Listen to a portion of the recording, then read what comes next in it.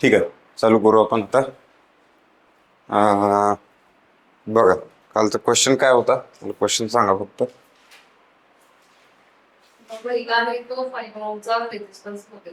मध्ये होता.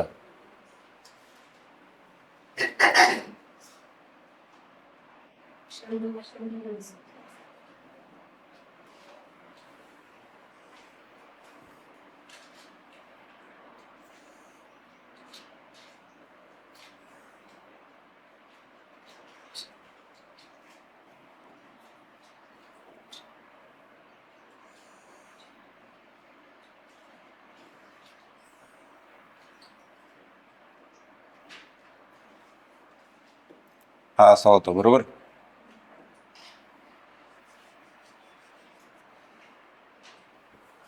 ओके, तर हा होता क्वेश्चन 1.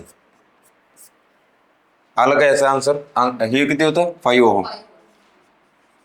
आलं का याचा आन्सर? काय आला मॅट्रिक्स? करेक्ट. वाय मॅट्रिक्स काढायचं होतं.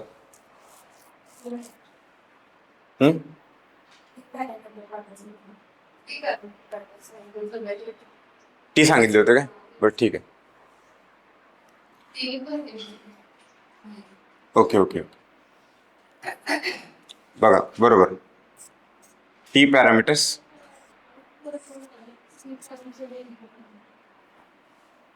आता सोडवायची गरज आहे का? नाही. तुम्हाला म्हणजे डायरेक्ट या बाबतीत हा रिझल्ट लक्षात ठेवा. 1 0 1/, किंवा 1/5 जे म्हटलं ना आपण, त्याला आपण काय म्हणूया? वाय म्हणू, 1 म्हणूया. तर असं नेटवर्क असेल, म्हणजेच हा काय होणार? वाय म्हणजे 1/5. 1/5 1 0 y1. Okay, 1 0 y1. आता हे आन्सर मिळालं तुम्हाला. त्यानंतर मी अजून 2 क्वेश्चन दिले होते.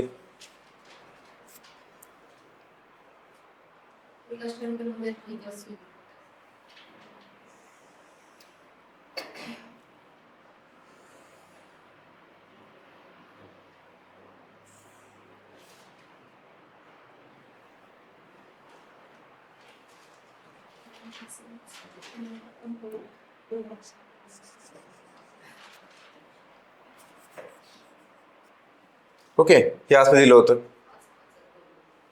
हे 5 Ω आणि हे 5 Ω, आणि याचं आन्सर काढायचं होतं.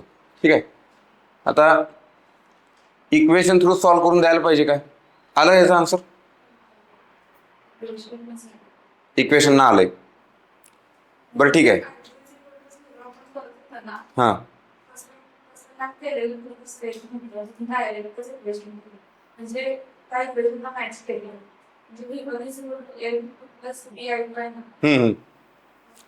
त्या इक्वेशनला मॅच केलं. Correct correct. म्हणजे ती पण मेथड आहे तशी, तसं पण ते पण पार्ट ऑफ सोल्युशनच आहे ते. ठीक आहे. मग बघा आता, ठीक आहे, हे सॉल्व्ह करून देतो म्हणजे पुढचं तुम्हाला लक्षात येईल. V1 I1 आणि V2 I2. डायरेक्शन उलटी होती काय? Okay.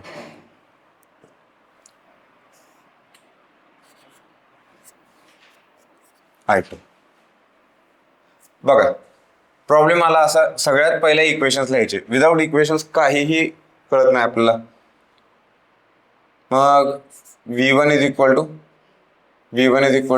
A V2 plus B I2. I1 is equal to C V2 D I2. आता बघा, पहिल्या केसमध्ये काय करायचं? Step 1, I2 is equal to 0. I2 0 झाला म्हणजे हा जाणार करंट 0 झाला. मग V2 इथं आला डायरेक्ट. ठीक आहे. हा हा झाला V2. ओके. का तर म्हणजे आता हे पण तुमच्या डोक्यात येऊ शकते ना की का असं होत असेल, कारण यातनं जाणारा करंट झिरो झाला, म्हणजे इथं काय व्होल्टेजच नाही आहे आता, म्हणजे हे सगळं व्होल्टेज इथंच अप्लाय होणार ना. जरी तुम्ही KVL लावून ते ट्राय करायचं म्हटलं तरी करू शकताय. पण बघा इलेक्ट्रिकलमध्ये ना हे जजमेंट तुम्हाला जमलं पाहिजे. ठीक आहे, म्हणजे या गोष्टी तुम्हाला प्रॅक्टिसच येणार आहेत ह्या हळूहळू. पण ह्यात कॉमन सेन्स पण आहे. इलेक्ट्रिकलमध्ये कॉमन सेन्स पण चांगल्या पद्धतीने काम करतो बरं का, प्रॉब्लेम सॉल्व्ह करताना तो पाहिजे तुमच्याकडं. ठीक आहे, आणि कॉमन सेन्स डेव्हलप करायला पण प्रॅक्टिस करायला लागते. लक्षात घ्या. असंच जर तुम्ही म्हटलं की नाही लगेच पाहिजे मला डेव्हलप व्हायला पाहिजे, ते तसं नाही होत. ठीक आहे. I2 is equal to 0. मग हा V2 झाला इथं. मग बघा V1 is equal to AV2. इथं जर बघितलं V1 is equal to V2 झाला. V1 is equal to V2 झाला. मग ह्याच्यावरनं बरं कम्पेअर केलं मी, किंवा बघा तुम्ही असं पण म्हणू शकता येस, म्हणजे ते जे तुम्ही म्हणलं ना कम्पॅरिझन करून, ते आता तशा पद्धतीनं जाऊ आपण. मग बघा हे I2 जर 0 झालं तर V1 is equal to AV2 आणि I1 is equal to CV2 from circuit. काय दिसतं मला? V1 is equal to V2. आता समजा हे 1 आहे, हे 2 आहे. बाय कम्पेअरिंग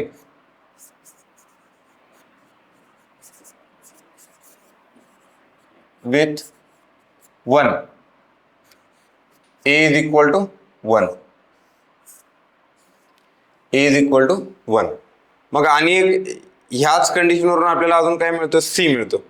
तर C कसा मिळणार? I1 is equal to CV2. आता बघा I1 V2 is equal to V1 आहे. येस. मग बघा तर इनपुट साईडला आपण KVL अप्लाय केला. V1 is equal to 5I1. मग आपण असं म्हणूया I1 by V1 is equal to 5. 1/5 is equal to 1/5. पण V1 is equal to V2 आहे ना, तर I1 bye V2 is equal to 1/5. हीच काय झाली व्हॅल्यू? C. ही झाली व्हॅल्यू C ची. मग आता परत काय करायचं? V2 0 करायचं. परत ते पुढचं सर्किट.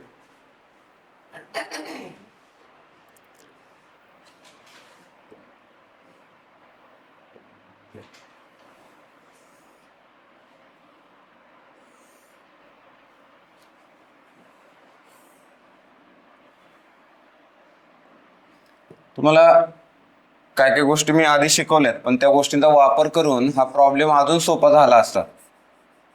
तशी काय मेथड जाणवली का? काय आठवलं का? नाही आठवलं तर आठवेल.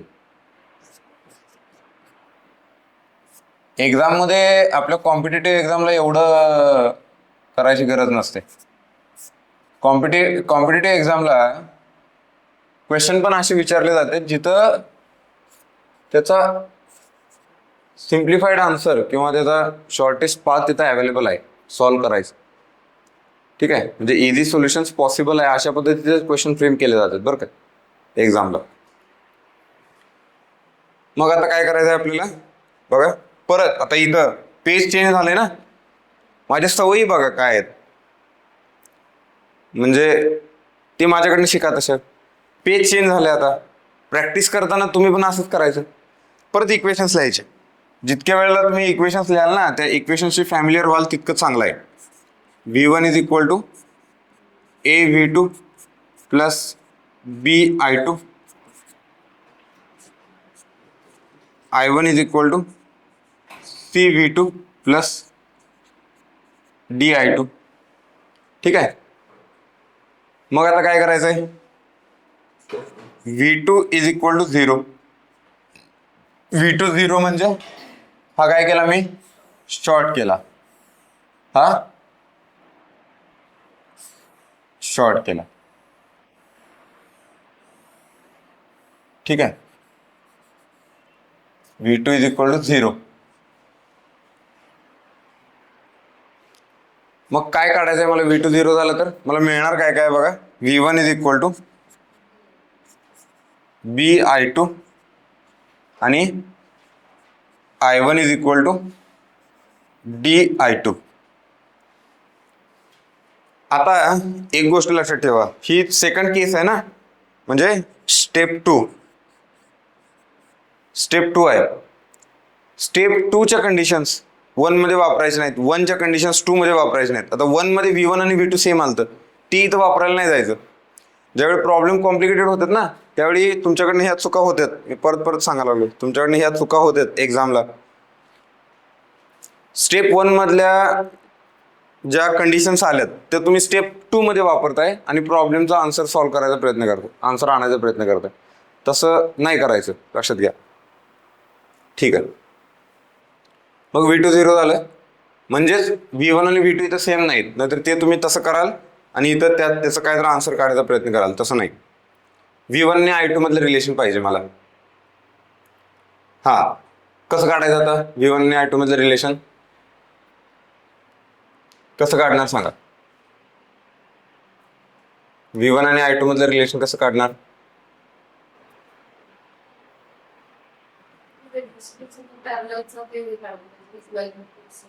पॅरललचा इक्विव्हॅलंट काढणार. ठीक आहे. आणि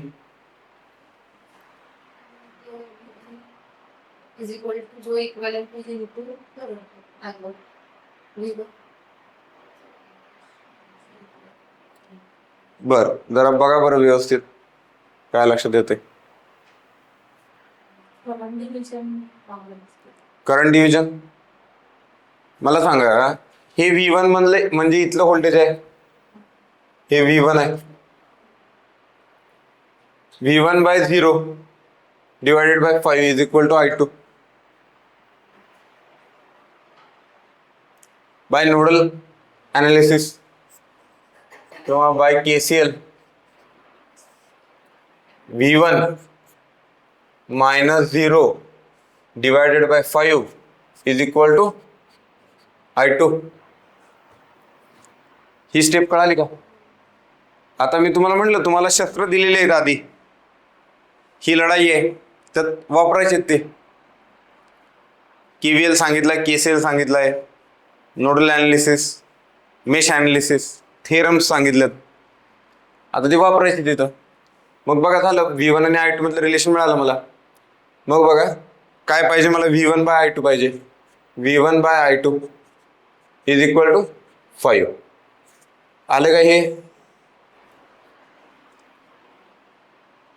आलं का आन्सर मध्ये, तर चुकलं. ठीक आहे. बरोबर. आता काय मिळालं मला, B मिळाला इज इक्वल टू B. आता D कसा काढणार, I1 आणि I2 मधलं रिलेशन काढायचं आहे. आता by current division, by current division rule. हा I2 इज इक्वल टू काय लिहिणार मी, 5 I1 divided by 5 plus 5 plus 5 म्हणजेच किती आलं बघा, हे I1 बाय 5, हा I1 बाय 2, I1 बाय 2. मग मला काय पाहिजे, I1 बाय I2 पाहिजे. मग I1 bye I2 is equal to 2. ठीक आहे. आणि ही व्हॅल्यू कशाची आहे, D. व्हॅल्यू बरोबर आहेत का तुमच्या, बरोबर आहे. ठीक आहे. ते असं सॉल्व्ह करायचं होतं. आता बघा ट्रान्समिशन पॅरामीटर्स काढायचे ना. आणि कसं सॉल्व्ह करू शकला असता तुम्ही याला? बरं, याचा आन्सर काय आलं मला सांगा एकदा. T parameters A B C D. हा 1 5 1/5 2. ठीक आहे, हे आन्सर आलं. आता बघा,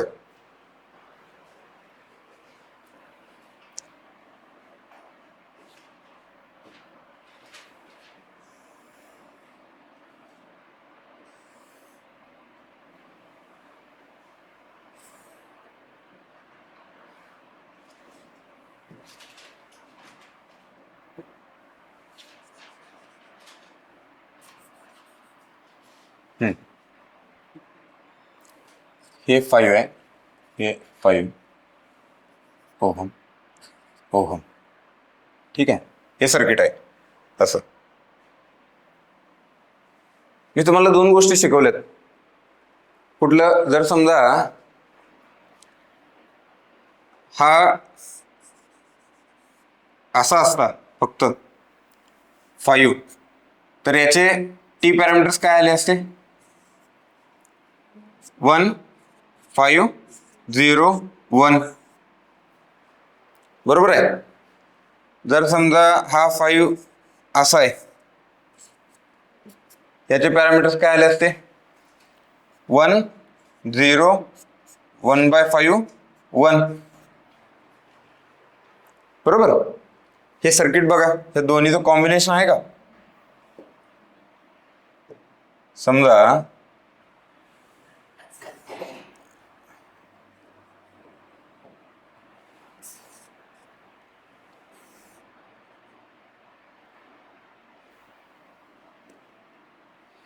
बघा, दिसलं का तुम्हाला?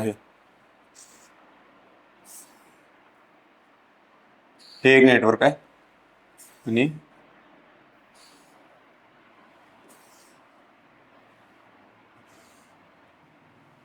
हे काय, 2 नेटवर्क आहेत का? नेटवर्क 1 नेटवर्क 2 कसे कनेक्टेड आहेत? कॅस्केड कनेक्शन आहे. बरोबर. आणि मी तुम्हाला सांगितलेलं, जर कॅस्केड कनेक्शन असेल तर 2 नेटवर्कचे टी पॅरामीटरचे काय होते? मल्टिप्लिकेशन. ठीक आहे. मग बघा, जर मग तुम्ही हे कॅस्केड नेटवर्क आहे आणि टोटल टी पॅरामीटर्स काढायचे, तर तुम्ही असं पण करू शकला असतं ना.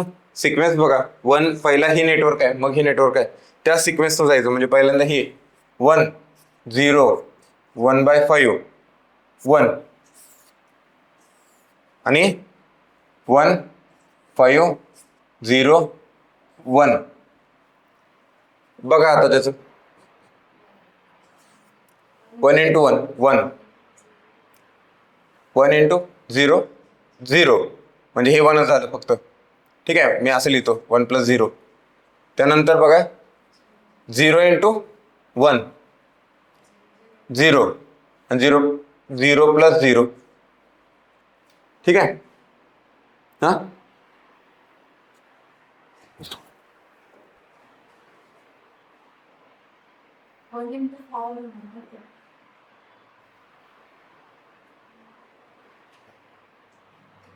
Yes yes yes. थांबा, काय गडबडीत असं होतंय. हे बघा, इथला रो आणि ही कॉलम, परत ही रो ही कॉलम, असं आहे. ठीक आहे. हे वरनं ग्लेअर येते ना, त्यामुळे जरा नंबर्स बघायला लय त्रास होतोय. हा, हे बघा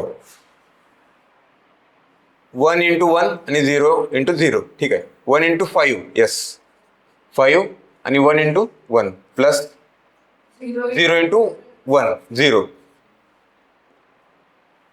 0. ठीक आहे. मग बघा, दिस रो दिस कॉलम, परत दिस रो दिस कॉलम.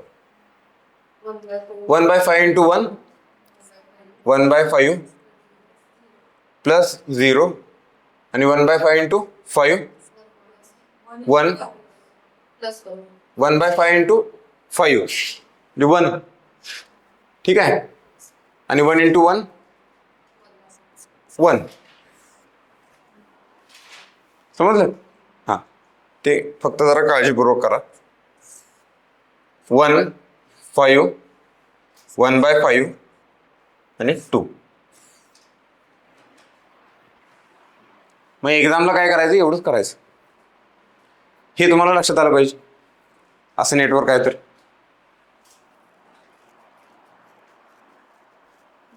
आता बघा, ते नेटवर्क दिलंय, त्याचे टी पॅरामीटर्स काढले. आता मला सांगायचं तुम्ही त्याचे झेड पॅरामीटर्स काढता येतील का?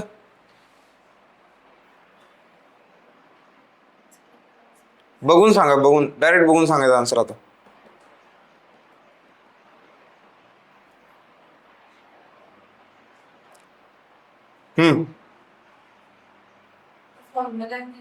कोणत्या फॉर्म्युल्याने? करेक्ट. Yes, correct. हे झालं आन्सर आलं. म्हणजे बघा, आपण जर समजा तिथं टी नेटवर्क असतं, Z1 Z2 आणि Z3 जर असतं, तर आपण काय काय लिहिलं असतं? समजा हा इथं Z1 असता, इथं Z2 आणि इथं Z3, तर आपण काय लिहिलं असतं? Z1 प्लस Z2, त्यानंतर Z2 आणि Z2 प्लस Z3. ठीक आहे, हे लिहिलं असतो. आता Z1 नाही आहे तिथं, 0. Z2 5 आहे, 5. Z2 किती आहे? 5 आणि Z2 प्लस Z3 10.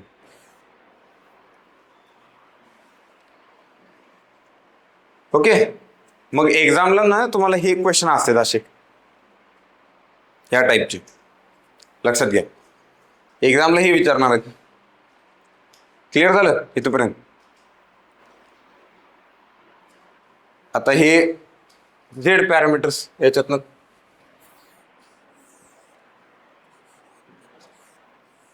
या नेटवर्कचे झेड पॅरामीटर्स पण काढता येतात असे. मग तुम्हाला दुसरं नेटवर्क दिलं होतं अजून एक.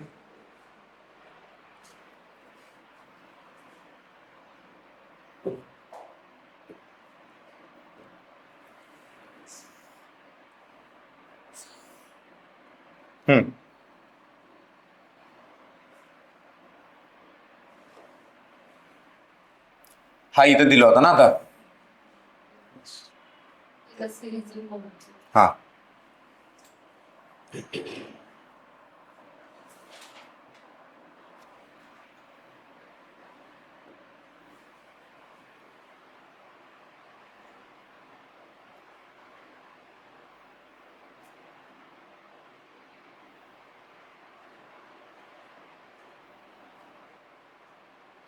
याचा तुम्हाला फॉर्म्युला पण करता येईल बरं का, पण ते नको. म्हणजे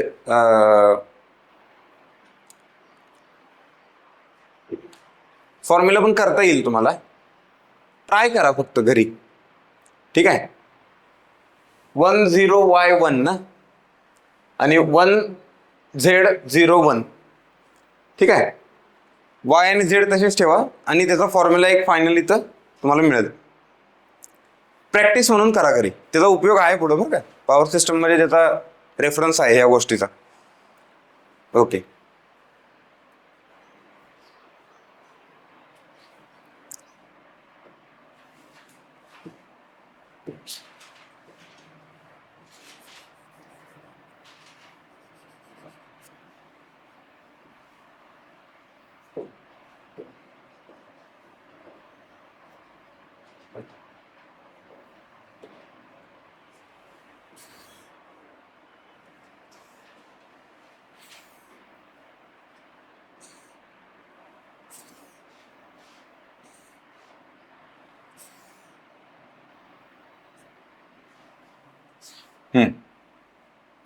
इथं पण व्हॅल्यू त्याच दिल्या होत्या मी, 5 ओहम आणि 5 ओहम. ओके.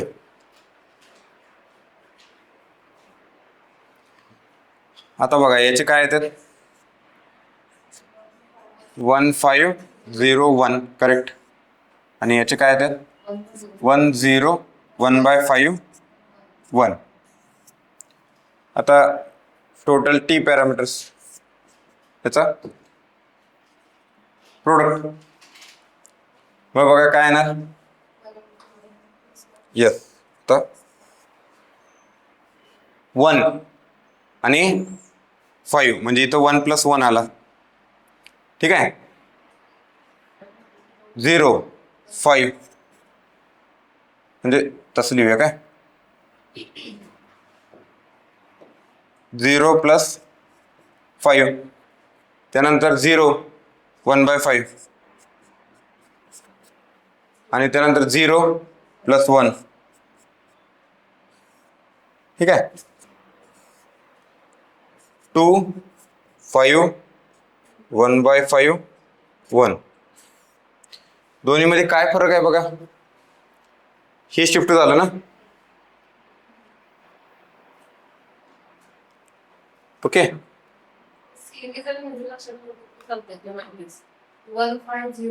हा वाय होतो इकडं. आणि याच्यावर आपल्या एक्झामला प्रश्न होते ट्रान्सफरच्या. समजलं का. ह्याच्यावर 2017च्या पेपरला होता. परत पुढं आणि 1-2 पेपरला होता. प्रमोशनलच्या एक्झामला होता. फेवरेट पार्ट आहे ते एक्झामिनरचे. ओके. आता बघा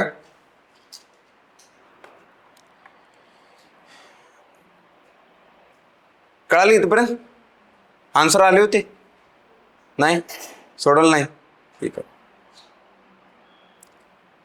करू नका तसं.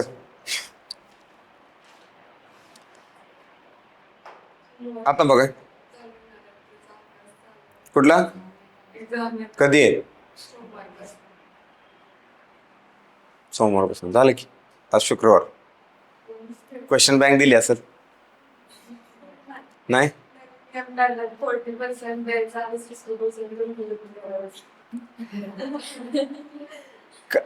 त्यांना ऍक्च्युली त्यांना शिकवलेलंच असतं एवढं शिकवतेच एवढं म्हणजे एवढं म्हणजे ते गेटच्या तुलनेत एवढं म्हणण्यापेक्षा मी म्हणतो असं 4 पानं शिकवणार तुम्हाला ओव्हरऑल का 10 पानं शिकवतात. ओव्हरऑल 10 पानं शिकवणार. त्यातलं म्हणणार तुम्हाला 4 पानं क्वेश्चन बँक म्हणजे शिकवलेले तेच क्वेश्चन बँक मध्ये आहे. उरलेली 6 पानं पण येणार आहेत एक्झामला. शिकवतेच एवढं. आता पहिल्यासारखं असं व्हास्ट शिकवत नाहीत ना. झेड बाय ते टी पॅरामीटर काय एवढ्या मेथड असते तुम्ही सांगितल्यानंतर कळलं. ते नेटवर्क सिरीज असेल तर पॅरलल असेल तर सिरीज पॅरललचं कॉम्बिनेशन असेल ते त्यावेळी कळत नव्हतं की ते काढायचं आहे म्हणून. आणि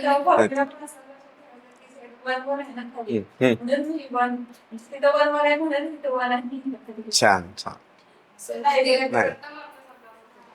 नाही पण हा त्यावेळी एक्झामची डिमांड होती. म्हणजे सिरीज नेटवर्क आहे म्हणजे T1 आणि T2 असं येणार. आणि I1 I2 डिपेंडंट हे इंडिपेंडंट सोर्स असणार. पॅरलल असेल तर I1 I2 येणार आणि इकडं व्होल्टेज असं हे आता लक्षात आलं.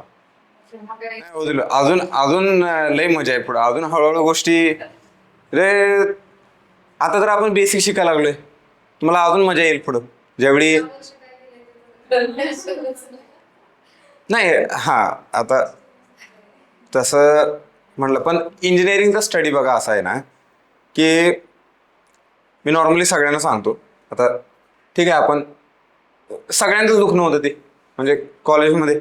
आणि मी काय कॉलेजला ब्लेम करत नाही त्या बाबतीत कारण मी त्या लोकांना बघितलं जवळनं. ठीक आहे.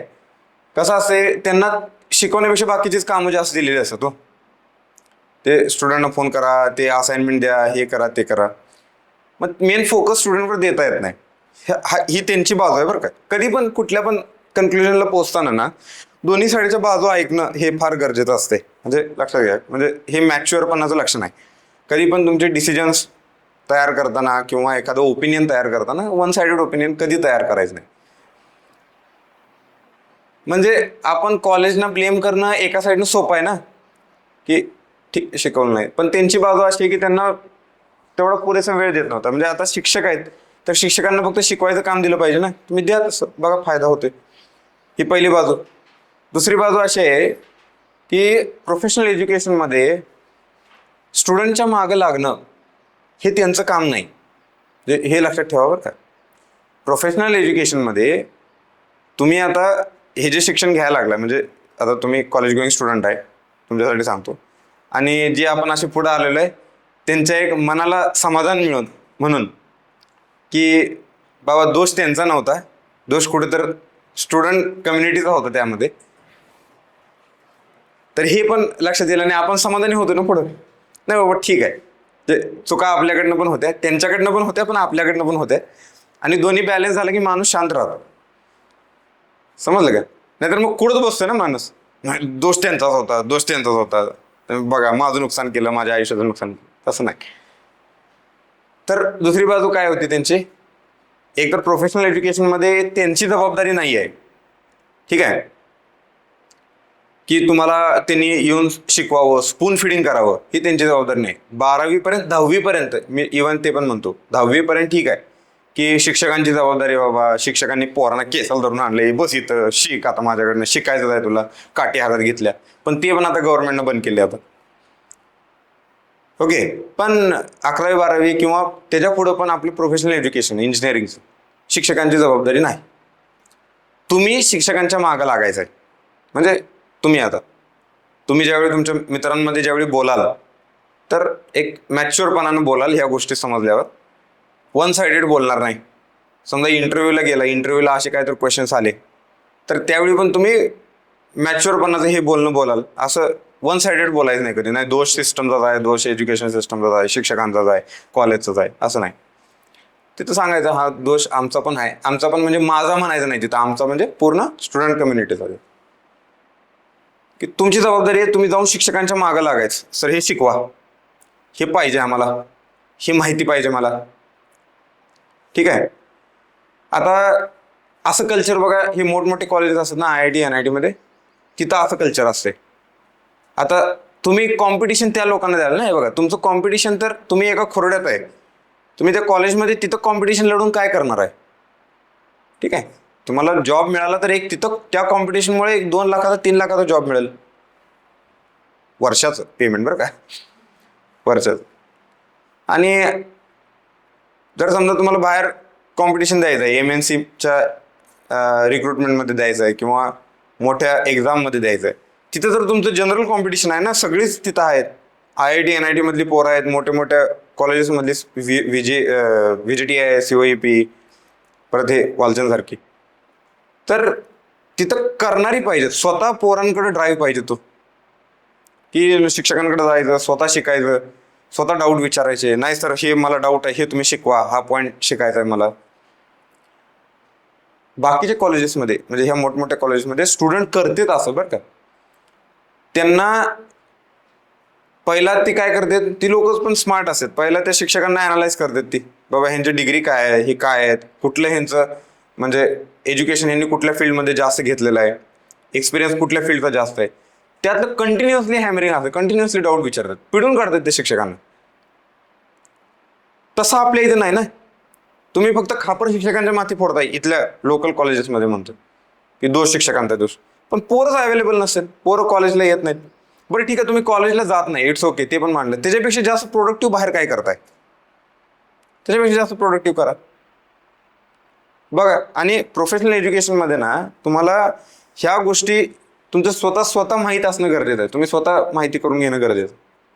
माझ्या टीचर म्हणजे प्रोफेसर आहे, हां, जवळजवळ 15 ते 16 वर्ष टीचिंग टीचिंग, हां, सेम सब्जेक्ट शिकवतात, हां. तरी पण ते दुसऱ्या दिवशी लेक्चर असेल तर आदल्या दिवशी प्रिपेअर करत असतात. करायलाच लागते. त्यांना विचारलं, जर तुम्ही तेच शिकवताय ना, म्हणलं अजून काय त्यात हे असणार आहे, ते म्हणले मुलं एवढी हुशार आहे, त्यांचं क्वेश्चन काय येईल हे मला माहित नाही, आणि एवढे क्वेश्चन विचारतात म्हणले की म्हणजे शिकवलं तिथं हॅम्पर होऊन जाईल. त्या क्वेश्चनला मी प्रिपेअर करत असतो, म्हणजे दर लेक्चर घ्यायच्या आधी त्यांचा काय क्वेश्चन येणार आहे अनालाइज करून त्याला प्रिपेअर होत असतो. करायलाच लागतं. लेक्चरला प्रिपेअर होत नाही, मी क्वेश्चनला प्रिपेअर होत होते, एवढे क्वेश्चन. होय होय आपला एकदम नाही तसं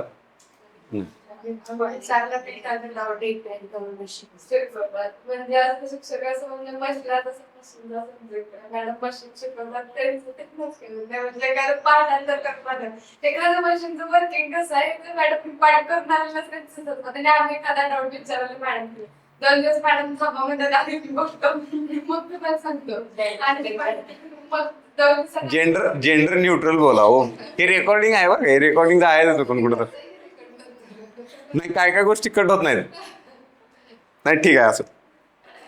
नाही हाय हाय नाही आहे आहेत त्या गोष्टी. तो डिबेटेबल पॉइंट आहे सोडा. कारण शिक्षकांचे पण हाय कमी आहे. म्हणजे खरं सांगतो तुम्हाला शिक्षकांची पण कमी आहे. बाय नीड शिक्षक होणारे भरपूर जण आहेत. बाय इंटरेस्ट शिक्षक होणारे फार कमी आहेत. म्हणजे फार कमी आहेत. कारण शिक्षकी पेशाला ना चांगलं भलं झालेलं नाही त्या माणसाचं. तुम्हाला लिटरली सांगतो शिक्षकी पेशा ना इतका म्हणजे ह्याची डार्क साईड आहे ना, ह्याची पॉझिटिव्ह साईड काहीच नाही, डार्क साईड जास्त आहे. शिक्षकी पेशामध्ये असं असते की तुम्ही दुसऱ्यांचं भलं करायचं मेन मोटिव्ह असतं याच्यात. पण करताना वेगवेगळे मार्ग अवलंबायला लागतात. आणि त्या मार्गामध्ये शिक्षकाची प्रतिमा म्हणजे आता जसं तुम्ही त्यांचं एक एक्झाम्पल सांगितलं ठीक आहे, तशी प्रतिमा फार मलिन होत्या त्यात. म्हणजे बघा भलं करायचंय दुसऱ्याचं आणि भलं करताना तुम्ही मार्ग अवलंबन म्हणजे तुम्ही बोलणार आहे त्यांच्याशी कठोरपणानं बोलणार आहे ठीक आहे. परत गायडन्समध्ये अशा बऱ्याच गोष्टी असतात. 2 गोष्टी सांगणार, 2 गोष्टी स्ट्रिक्ट सांगणार त्या व्यक्तीची पर्सनॅलिटी अनालाइज करून. पण त्या समोरच्या व्यक्तीनं तर चुकीच्या अँगलने घेतलं ना तर ते शिक्षकांना जेवढे एफर्ट्स घेतल्यात तुम्हाला घडवायला तेवढी सगळी त्याची इमेज खराब होते.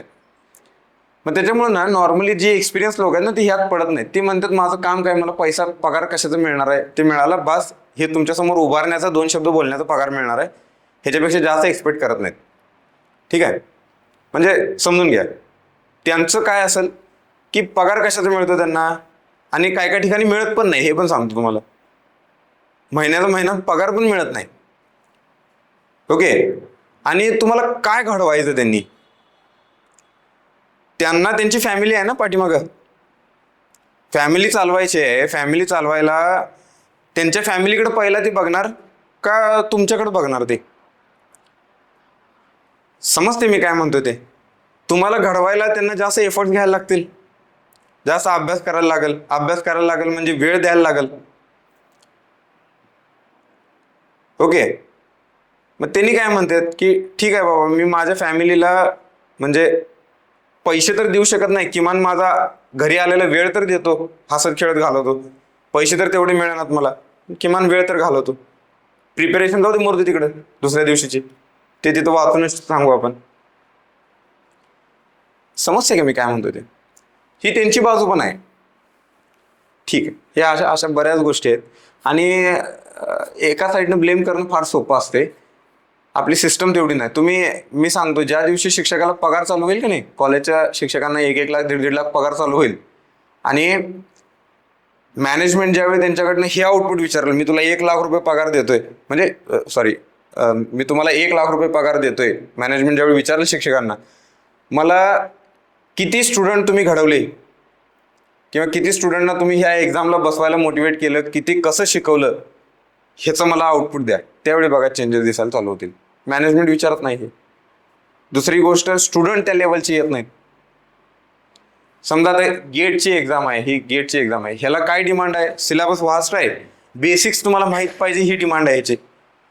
आता बेसिक्सपासून जर एखाद्या शिक्षकाने शिकवायचं म्हणलं, समजा पॉवर सिस्टम सारखा सब्जेक्ट आहे, तो डायरेक्ट पॉवर सिस्टम बंबार्टमेंट चालू केले तर डोकं बधीर होतंय. मग तुम्ही म्हणणार शिक्षकाला शिकवायलाच येत नाही.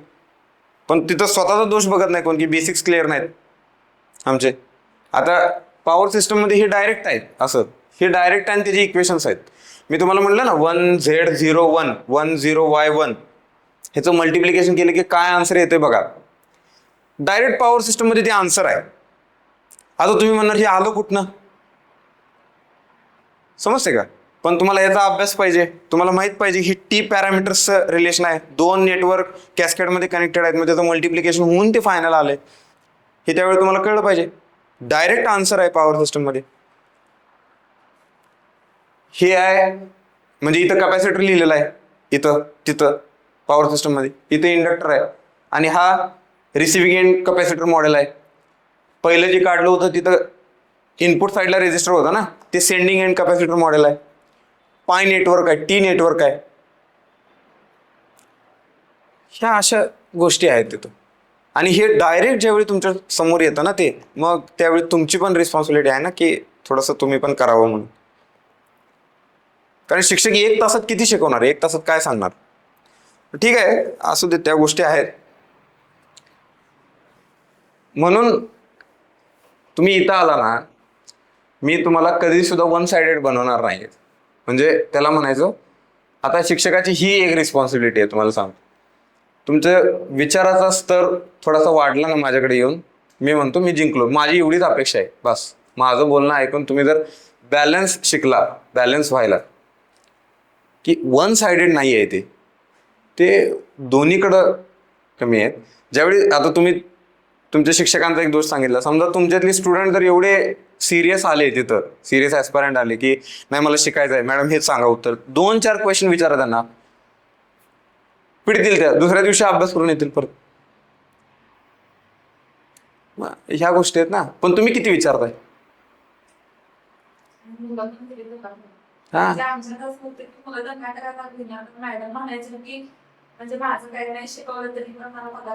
हा बस असं असतं. आणि त्यांच्या जागी तुम्ही असताना तरी पण हेच केलं असतं. म्हणून कधी पण असतं ना, एक गोष्ट असते बघा, कधी पण कुठल्या पण सिच्युएशनमध्ये डिसिजन घ्यायचा असेल ना, तर त्या सिच्युएशनमध्ये स्वतःला टाकून बघायचं पहिला. समजलं का? त्यांना एक लई मॅच्युअर होता तुम्ही त्या गोष्टीमुळे. ठीक आहे, चला बॅक टू क्वेश्चन. आज आपण हेच शिकणार आहे की क्वेश्चन्स कसे सॉल्व्ह करायचे त्याचे. आता एक पुढचा क्वेश्चन देतो तुम्हाला. पुढचा क्वेश्चन तुम्ही म्हणजे सोडवाल, बघू कसं सोडवत आहे.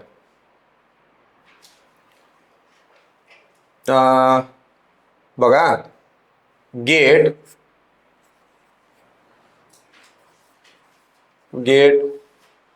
2008 चा क्वेश्चन आहे ते. ठीक आहे, कसा क्वेश्चन आहे बघा. ह्याचा आन्सर म्हणजे तुम्ही देऊ शकाल. 2 मार्काचा क्वेश्चन आहे हा.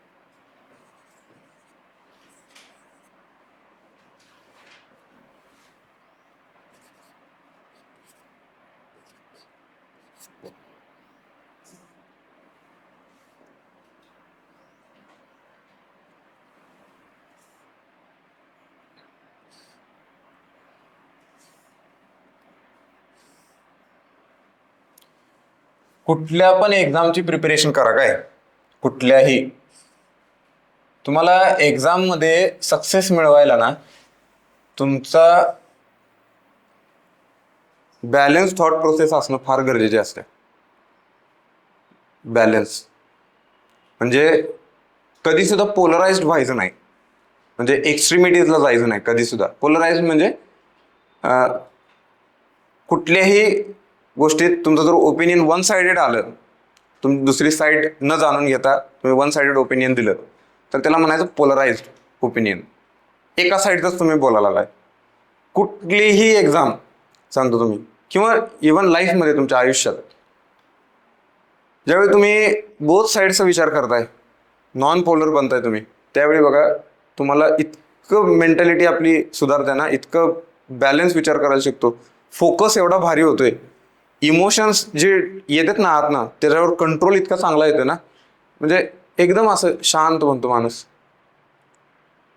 मजा येते त्यावेळी. ठीक आहे,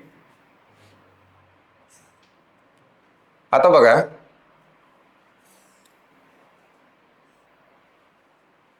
मी असं कनेक्ट केलं. हा,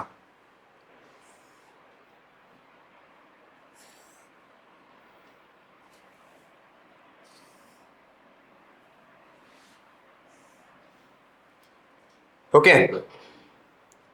नेटवर्क हे दिलेलं आहे, 2 मार्क क्वेश्चन आहे हा. आणि याचे झेड टोटल पॅरामीटर्स शोधायचे. झेड टोटल, ठीक आहे. कसं शोधायला?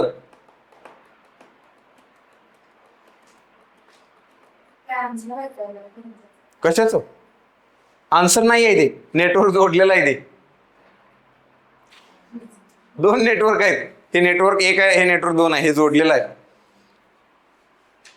आणि झेड टोटल ह्या टोटल नेटवर्कचा म्हणजे बघा, इथं V1 आहे, इथं I1 आहे, इथं V2 आहे आणि इथं I2 आहे.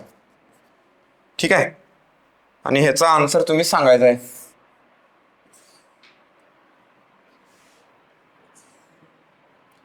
आलं का आन्सर? हा, येस. बघून सांगा, बघून आन्सर यायला पाहिजे. 2 मार्काचा क्वेश्चन आहे बघा, 2 मार्काच्या लेवलचा क्वेश्चन आहे का हे मला तुम्ही सांगायचं.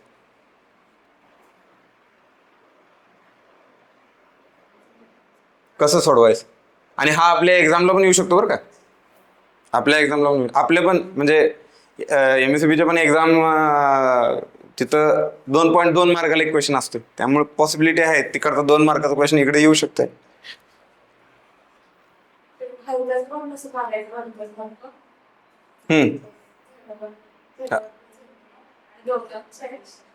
बस संपला आन्सर. Correct, good. का दोघांचे ऍडिशन? सिरीज नेटवर्क आहे ना, करेक्ट, सिरीज नेटवर्क आहे. संपलं आन्सर. केवढा सोपा क्वेश्चन आहे. आता बघा, याचे पॅरामीटर्स आपल्याला शोधता येतील ना.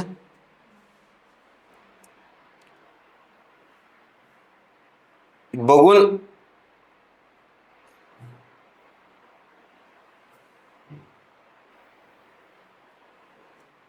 मला सांगा, ह्याचे पॅरामीटर्स तुम्ही प्रॉब्लेमकडे बघूनच तुम्हाला सॉल्व्ह होईल ह्याचं. म्हणजे समजा हे जे नेटवर्क आहे, हे जे नेटवर्क आहे,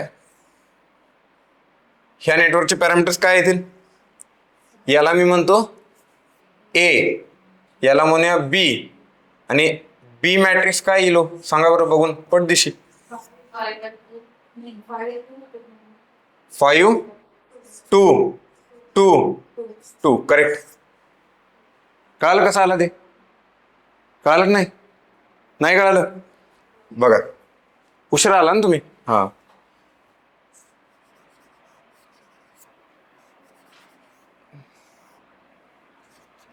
ZA ZB ZC हे काल दिलं होतं मी. जर T नेटवर्क असेल तर त्याचे झेड पॅरामीटर्स कसे शोधतो आपण? कसे शोधतो? ZA plus ZB, ZA plus ZB plus ZA plus ZB second ZB इथं, त्यानंतर इथं ZB आणि इथं ZB plus ZC, ZB plus ZC हे माहित आहे. याचे हे पॅरामीटर्स येतात. म्हणजे ZA प्लस ZB, ZB परत ZB आणि ZB प्लस ZC.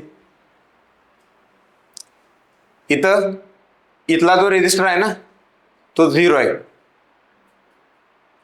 मग बघा काय येणार, 3 प्लस 2 5, 2 2 2 2 आणि 2 प्लस 0 2.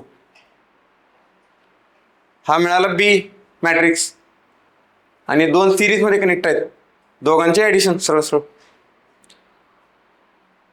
झेड टोटल काय मिळणार मग बघा, Z A plus Z B, Z total काय आलं मग, एलिमेंट बाय एलिमेंट ऍडिशन करायचे. 8 -2 +2 0, 5 +2 7 आणि 7 + 2 9. आणि याच्यात आन्सर म्हणजे एक्झामला 2 मार्काचा क्वेश्चन होता हा, आणि याच्यात विचारलं होतं झेड टोटल मध्ये Z11 काय येणार, Z11 8, आणि ती 8 आन्सर टाईप करून त्यात प्लेस करायचं होतं तिथे. हा ते कॅस्केड मध्ये टी पॅरामीटर्स मध्ये.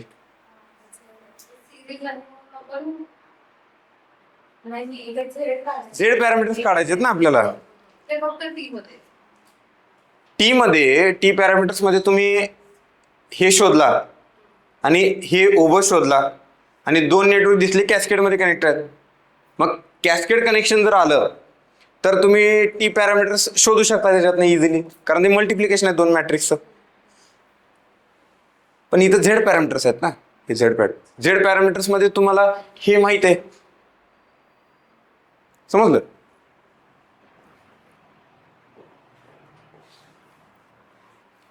आता मला सांगा, या नेटवर्कवरून तुम्हाला वाय पॅरामीटर्स काढता येतील काय?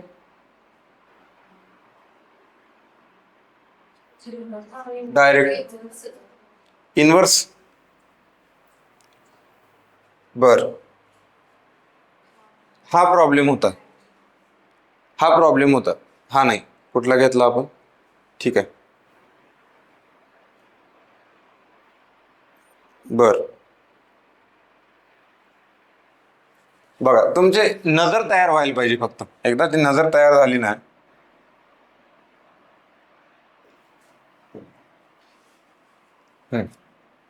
बरं इथं क्वेश्चन काढतो, तोच क्वेश्चन आहे, फक्त हे समजून घ्या.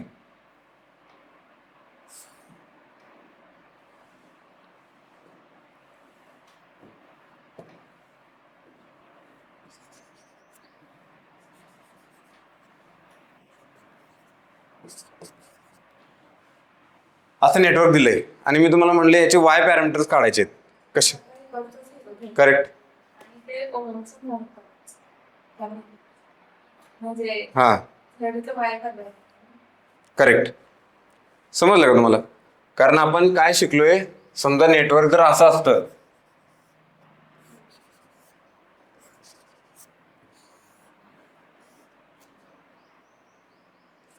Y1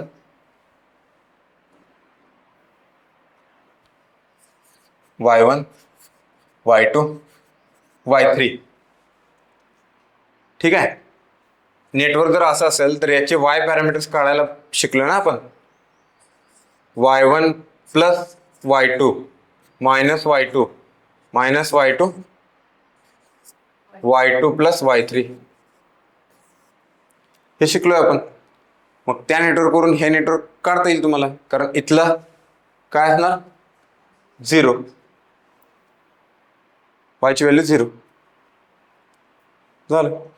म्हणजे एक्झामला ही नजर पाहिजे तुम्हाला. ते जे पाठीमागचे मी तुम्हाला एक्झाम्पल दिले होते, जे सिरीज पॅरल कनेक्शन दिले होते, त्याचा वापर असा करायचा, ठीक आहे.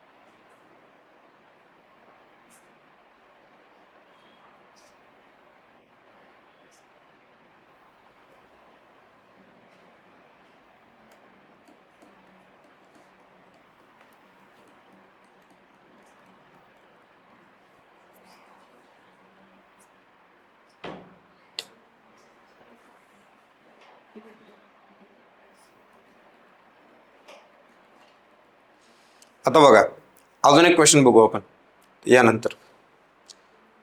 ओके, गेट क्वेश्चन आहे हा पण. ओके, आणि हा पण क्वेश्चन जमेल तुम्हाला सोडवायला. बघा फक्त माझ्या प्रश्नांची उत्तर द्या. ती उत्तरं जर तुम्हाला देता आली तर तुम्हाला क्वेश्चन सॉल्व्ह करता येणार आहे.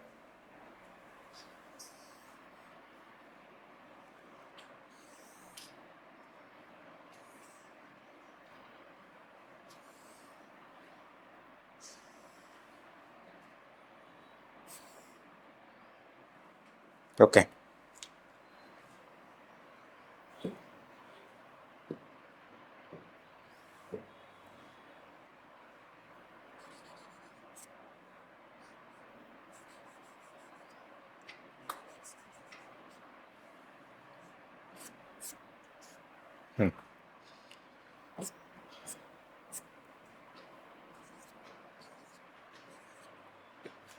ओके. आता त्याचे वाय टोटल काढायचे. आणि हा C is equal to 1 farad. C is equal to 1 farad.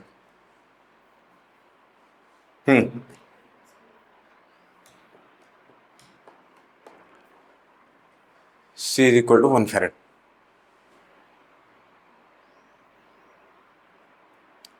पहिला मला सांगा, प्रॉब्लेम हा पहिल्यांदा बघितलं काय वाटतंय? अवघड आहे, काय तर लय वेगळं विचारलं. ठीक आहे, 2 मार्काचा क्वेश्चन आहे हा. काय लेवल आहे बघा. आता शिकवल्यावर तुम्ही आन्सर काढू शकताय. हा, एक गोष्ट झाली नाही ती तुम्हाला सांगतो त्याचे.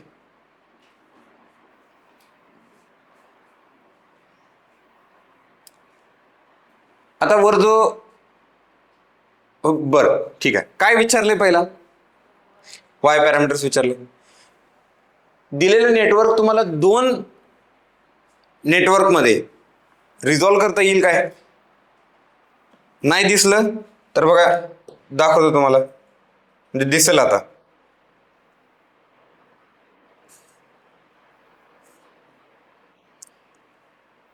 बघा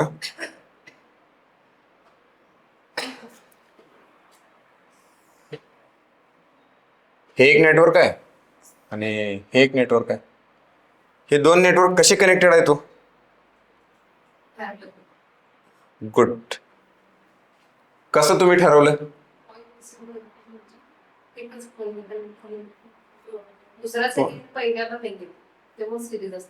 हा, पण बघा याचं पॉझिटिव्ह आहे ते याच्या पॉझिटिव्हला कनेक्ट आहे, बस तसं.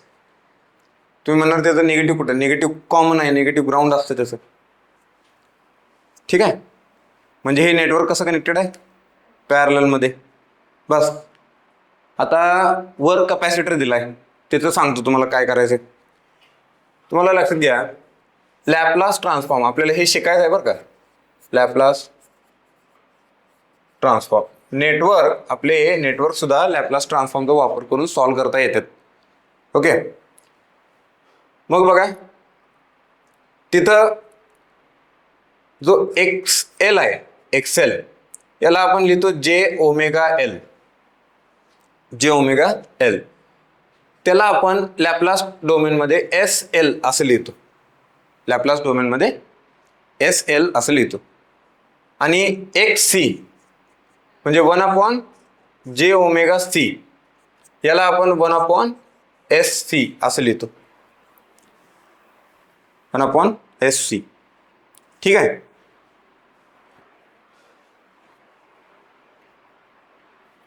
XC म्हणजे. आता मला सांगा याचा BL काय होईल? 1/SL. आणि याचा BC काय होईल? SC. मग वाय पॅरामीटर्स काढायचे असेल तुम्हाला तर त्यावेळी तुम्ही काय करणार आहे? ऍडमिटन्स घेणार ना, ऍडमिटन्स पॅरामीटर्स आहेत ते. ऍडमिटन्स कसा बनतो?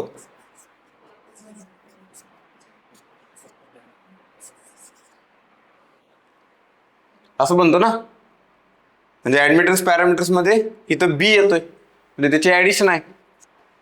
आता हे जर कळालं तुम्हाला, इथं कपॅसिटरची व्हॅल्यू काय आहे? 1 फॅरेड. म्हणजे इथं काय येणार सांगा? इथं सी ची व्हॅल्यू काय येणार? फक्त एस. सी ची व्हॅल्यू एस. हे काय असणार आहे? मोर स्पेसिफिकली वाय असणार आहे. ठीक आहे, वाय असणार, बरोबर. मग मला सांगा, याचा वाय मॅट्रिक्स काढता येईल का मला? काय येईल? काय येईल? वाय मॅट्रिक्स काढता नाही येणार. एस आहे ना फक्त. आता हे बघा, फक्त हा असा आहे, इथं व्हॅल्यू एस आहे, इथला 0 आहे, इथला 0 आहे. हा, विसरताय तुम्ही लगेच त्या गोष्टी, विसरायला नाहीत पाहिजेत. मग हे काय येणार सांगा? हे बघा, इथं जर असता,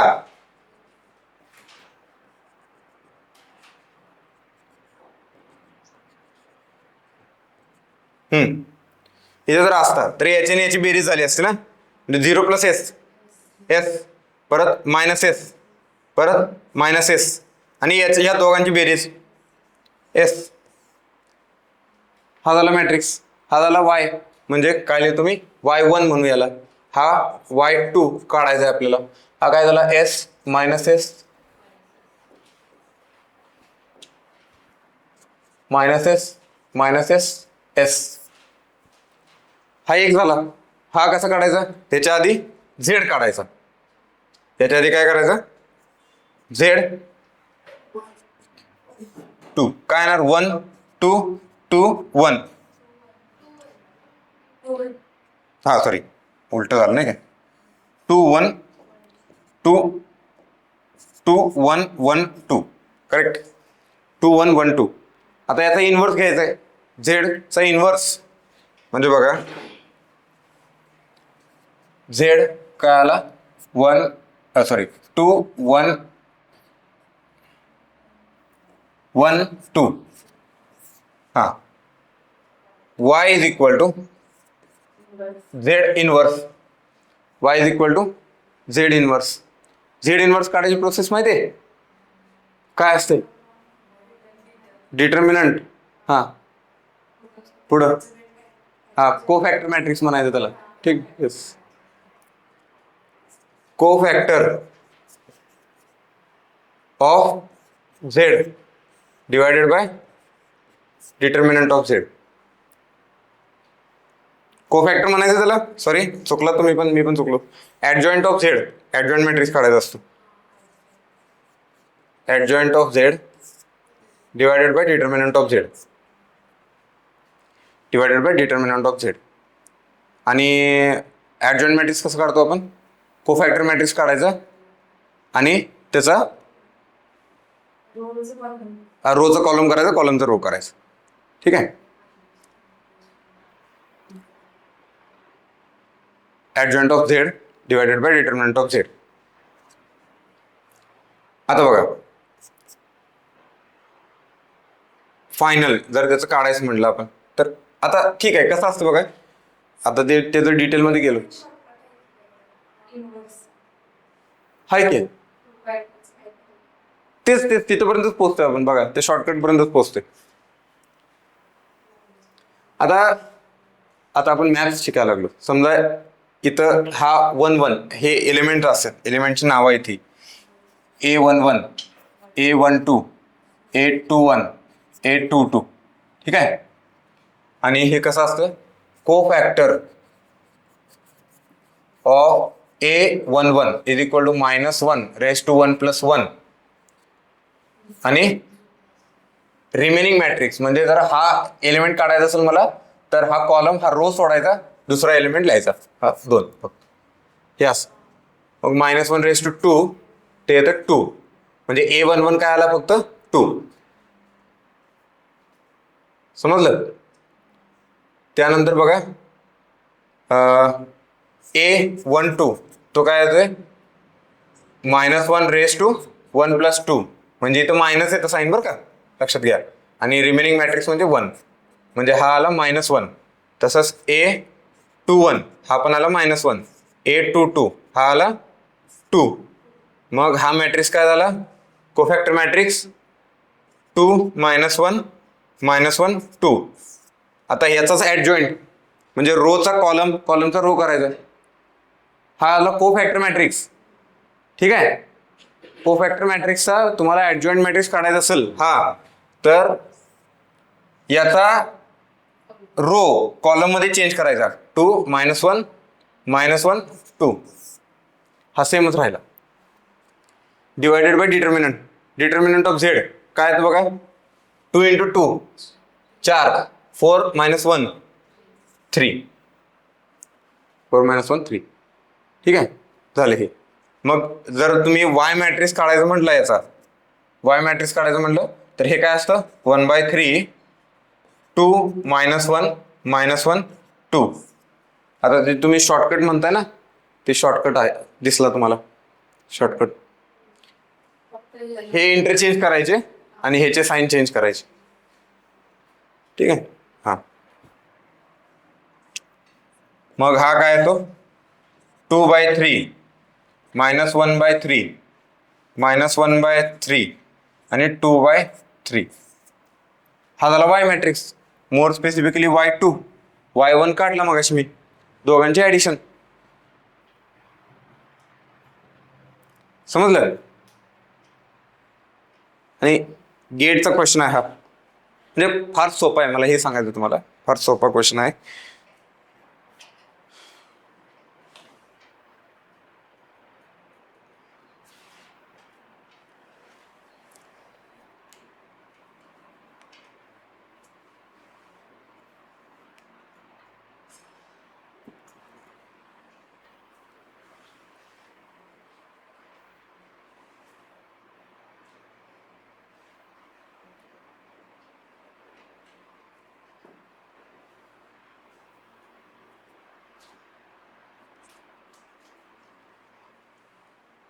फार सोपा क्वेश्चन आहे.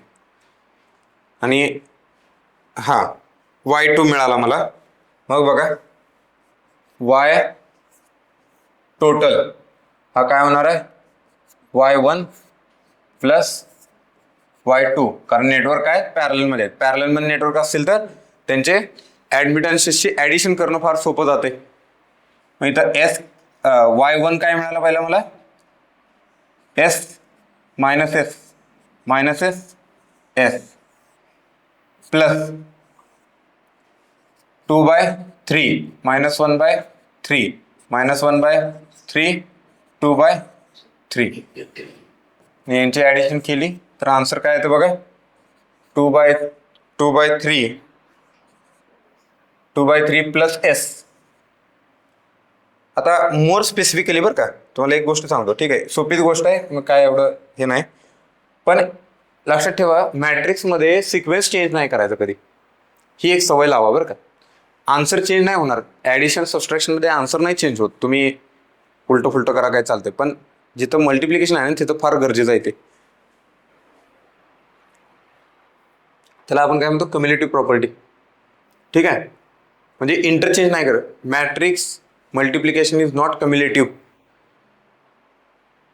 म्हणजे A × B आणि B × A हे मॅट्रिक्स मध्ये सेम येत नाहीत, वेगवेगळे येतात. ठीक आहे, म्हणून matrix multiplication is not cumulative. पण ती प्रॉपर्टी डोक्यात फिट व्हायला, तो सिरियसनेस यायला ऍडिशन पण तशी करायची. म्हणजे जो सिक्वेन्स दिलाय ना त्याच सिक्वेन्सनं करायचं. म्हणजे लिहिताना लिहायचं असं S + 2/3 -S -1/3 -S -1/3 आणि S + 2/3 S + 2/3. ओके, असा क्वेश्चन आहे. तर इथं थांबू. आज कळालं तुम्हाला हा क्वेश्चन? एकदा व्यवस्थित बघा घरी गेल्यावर. आणि हा नाही झालंय आपल्यापैकी, आज बऱ्यापैकी मी कव्हर केलंय, त्यामुळं उद्या नवीन चॅप्टर चालू करू. उद्या आता मला वाटतं मॅट्रिक्स आपलं सॉरी 2 पोर्ट नेटवर्क बऱ्यापैकी आपलं संपलंय.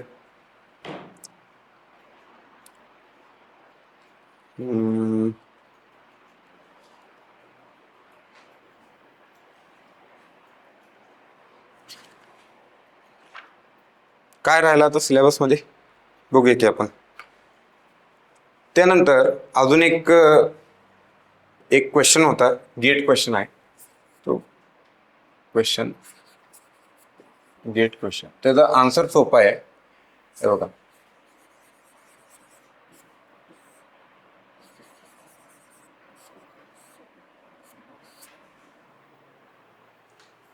हा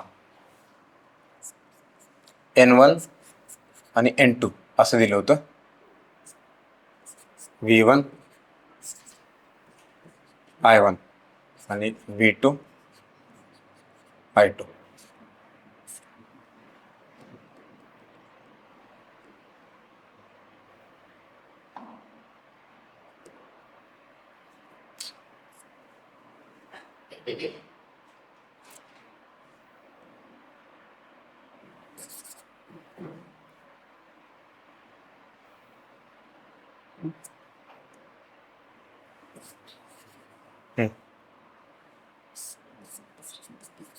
समजा असं असेल आणि याचे जर टी पॅरामीटर्स काढायचे असतील तर लक्षात घ्या, नेटवर्क असं असेल ट्रान्सफॉर्मर नेटवर्क, हे जर टी पॅरामीटर्स काढायचे असतील तर हे सोपे आहेत.